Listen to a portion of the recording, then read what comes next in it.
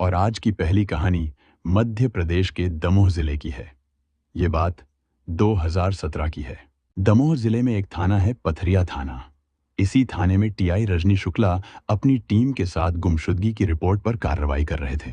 जब सुनीता अपने पति बल्लू की गुमशुदगी दर्ज करवाने आई, सुनीता ने बताया कि बल्लू का एक दिन पहले अपने पड़ोसी किसान से खेत की मेड़ को लेकर झगड़ा हुआ था और इसके बाद वह गांव में एक रिश्तेदार के लगन समारोह में शामिल होने गया था, लेकिन सुबह तक वह वापस नहीं लौटा। हालांकि सुनीता ने किसी रिश्तेदार से बल्लू के बारे में जानकारी लेने की कोशिश नहीं की थी और थाने में रिपोर्ट दर्ज करवाने आई थी।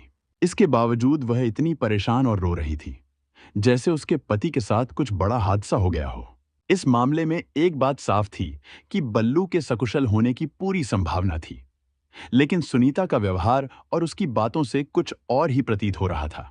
टीआई रजनी शुक्ला ने सुनीता की शिकायत को गंभीरता से लिया और उसकी गुमशुदगी की रिपोर्ट दर्ज की, लेकिन उन्हें यह भी शक था कि इस गुमशुदगी के पीछे कुछ और कारण हो सकता है। उन्होंने मामले की गहराई से जांच करने का निर्णय लिया और आसपास के गांवों और रिश्तेदारों से जानकारी जुटानी शुरू कर दी। पथरिया थाना की टीआई रजनी शुक्ला ने सुनीता की रिपोर्ट पर उसके पति बल्लू की गुमशुदगी दर्ज कर दी थी और 2 पुलिस कर्मियों को मिर्जापुर गांव में पूछताछ के लिए भेज दिया था। लेकिन इससे पहले कि पुलिस मिर्जापुर पहुंच पाती, गांव के एक किसान जितेंद्र पटेल के खेत में बल्लू की गर्दन कटी हुई लाश मिल गई।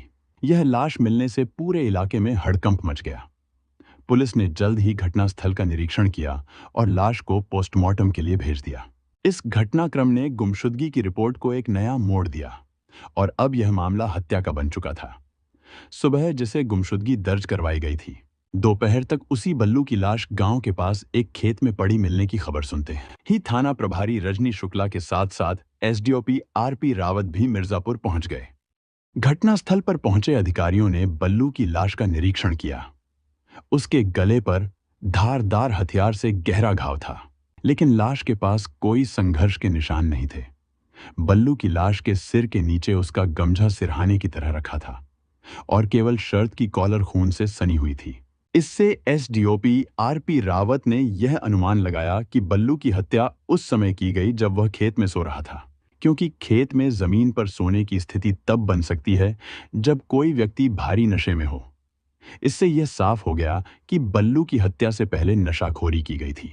घटना की खबर मिलने के बाद दमोह एसपी डीआर तेनीवार खुद मौके पर पहुंचे और मृतक के परिजनों से पूछताछ की। उन्होंने एसडीओपी श्री रावत के नेतृत्व में पथरिया पुलिस थाने की एक विशेष टीम गठित की, जो इस मामले की जांच करेगी। इस बीच पथरिया टीआई इंस्पेक्टर रजनी शुक्ला को एक पुरानी घटना याद आई, जब मृतक की पत्नी सुनीता थाने आकर रोते पीटते हुए अपने पति की गुमशुदगी दर्ज करवा रही थी। वह इस तरह से रो रही थी जैसे उसे पहले से यह डर हो कि उसके पति की हत्या हो गई है। इस संदिग्ध व्यवहार को ध्यान में रखते हुए एसडीओपी रावत और एडीओपी ने यह सवाल उठाया कि क्या सुनीता को पहले से इस बारे में जानकारी थी। पुलिस ने सुनीता के मोबाइल की कॉल डिटेल की जांच की, जिसमें यह तथ्य सामने आया कि जिस रात बल्लू की हत्या हुई थी, उस रात सुनीता की कई बार हल्ले रैकवार नामक व्यक्ति से बात हुई थी। हल्ले बल्लू का करीबी दोस्त था और बल्लू के लापता होने के बाद सुबह उसकी लाश खेत में पाई गई। इस दौरान सुनीता का हल्ले से बार बार फोन पर बात करना पुलिस के लिए एक अहम सुराग था। यह बात पुलिस को सीधे तौर पर हत्या के कारण की ओर इशारा कर रही थी और इसने मामले को और भी जटिल बना दिया था। एसडीओपी श्री रावत के निर्देश पर हल्ले और सुनीता दोनों को थाने बुलाकर अलग अलग बैठाया गया और एक ही सवाल पूछा गया कि उस रात उनके बीच क्या बातचीत हुई थी। जब दोनों के जवाब एक दूसरे से बिल्कुल अलग और बनावटी पाए गए, तो पुलिस ने हल्ले के साथ सख्ती से पेश आई। इसके बाद हल्ले टूट गया और उसने सच बता दिया कि वह और सुनीता एक साथ रहना चाहते थे, जो बल्लू के रहते संभव नहीं था। इसलिए सुनीता के साथ मिलकर उसने बल्लू की हत्या कर दी। हल्ले के टूटने के बाद सुनीता भी झुक गई और सच बोल दिया। पुलिस ने हल्ले के पास से हत्या में प्रयुक्त हथियार बरामद किया और दोनों को गिरफ्तार कर अदालत में पेश किया। अदालत ने दोनों को जेल भेज दिया और इस प्रकार इस हत्या की सच्चाई सामने आई। पथरिया थाने के मिर्जापुर गांव में रहने वाले बल्लू पटेल की शादी कोई बस 10 साल पहले पास के गांव में रहने वाली सुनीता के साथ हुई थी। 10 साल के वैवाहिक जीवन में सुनीता 3 बच्चों की मां बन चुकी थी। बल्लू के साथ उसकी जिंदगी में सिवाय इसके और कोई परेशानी नहीं थी कि बल्लू को शराब पीने की बुरी लत थी। वह लगभग रोज रात में शराब पीकर घर आने के बाद सुनीता पर भूखे सियार की तरह टूट पड़ता था। सुनीता की बड़ी बेटी 9 साल की हो चुकी थी, इसलिए बेटी के सामने वह पति की इन हरकतों का विरोध करने की कोशिश करती तो शराब के संग वासना के नशे में डूबा बल्लू उसकी बुरी तरह पिटाई कर देता। गांव में ही रहने वाला हल्ले रैकवार बल्लू के बचपन का दोस्त था। दोनों के बीच गहरी दोस्ती थी, इसलिए हल्ले का बल्लू के घर में काफी आना जाना था। सुनीता जिस रोज बल्लू की दुल्हन बनकर आई थी, उसी दिन से हल्ले को घर में आते जाते देख रही थी। इसलिए बल्लू जब भी उसके संग मारपीट करता तो वह मौका मिलने पर अपने पति की शिकायत हल्ले से कर उसे समझाने को कहती। लेकिन वास्तव में सुनीता को नहीं मालूम था कि बल्लू की नशे की जड़ कोई और नहीं, खुद हल्ले ही है। दरअसल हल्ले उसी दिन से सुनीता का दीवाना था, जिस रोज उसने पहली बार सुनीता को देखा था।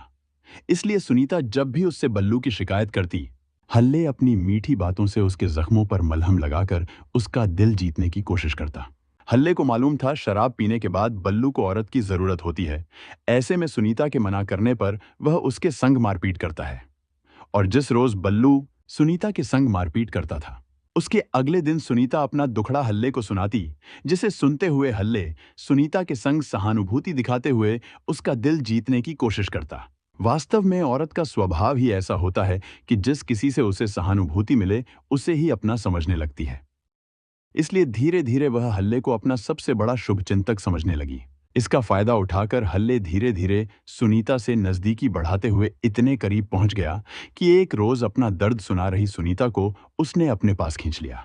शायद सुनीता के मन में भी यही सब कुछ था, इसलिए उसने हल्ले का कोई विरोध नहीं किया और उसके सामने पूरी तरह समर्पण कर दिया। इसके बाद हल्ले और सुनीता गांव वालों से नजरें बचाकर अपने अवैध रिश्ते को जीने लगे। हल्ले का बचपन से ही बल्लू के घर में आना जाना था। बल्लू की शादी के बाद से 10 सालों से भी वह इसी तरह से बिना किसी रोक टोक के बल्लू के घर में आता रहा है। इसलिए गांव के लोगों ने इस तरफ ध्यान नहीं दिया कि बल्लू के संग बचपन की दोस्ती के बाद अब हल्ले ने बल्लू की पत्नी के संग अवैध संबंध कायम कर लिए हैं। खुद बल्लू को भी इस बारे में रत्ती भर शक नहीं था कि हल्ले उसके साथ ऐसा भी कर सकता है। इधर सुनीता का संग पाकर हल्ले तो मानो पागल ही हो गया। वह दिन रात सुनीता के संग सेक्स के सपने देखने लगा। सुनीता की भी यही स्थिति थी। उसे लगता कि काश हल्ले हमेशा उसके साथ रहकर ऐसे ही प्यार करता रहे। इसलिए 4 सालों तक एक दूसरे के प्यार को जीने के बाद सुनीता और हल्ले हमेशा संग रहने के बारे में सोचने लगे। लेकिन बल्लू के रहते हुए यह संभव नहीं था। इसलिए कई दिनों की कश्मकश के बाद सुनीता और हल्ले ने मिलकर बल्लू को हमेशा के लिए रास्ते से हटाने की योजना बना ली। एक बार दोनों ने बल्लू के कत्ल की ठान ली तो वे ऐसे मौके की तलाश में रहने लगे जिससे सांप भी मर जाए और लाठी भी न टूटे।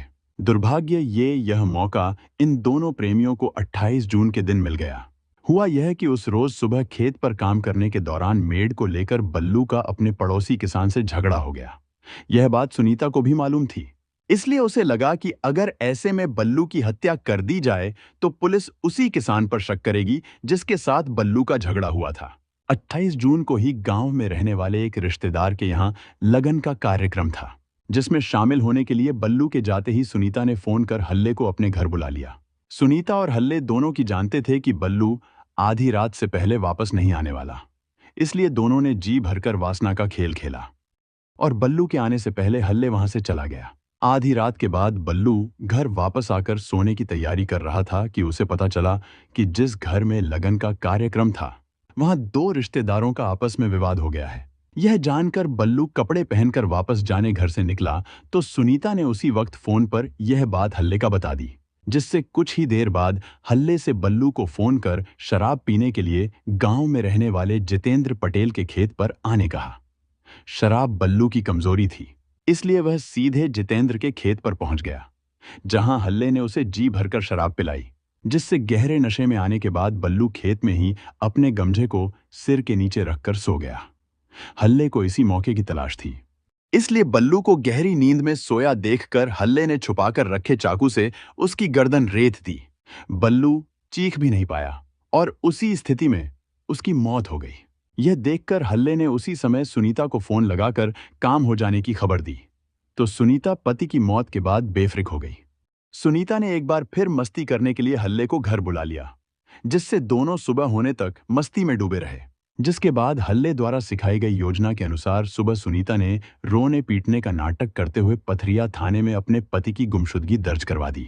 दोनों को भरोसा था कि पुलिस बल्लू की हत्या में उसी किसान को गिरफ्तार करेगी, जिसके साथ सुबह बल्लू का झगड़ा हुआ था। मगर 4 दिन में ही पथरिया पुलिस ने दूध का दूध और पानी का पानी कर दिया।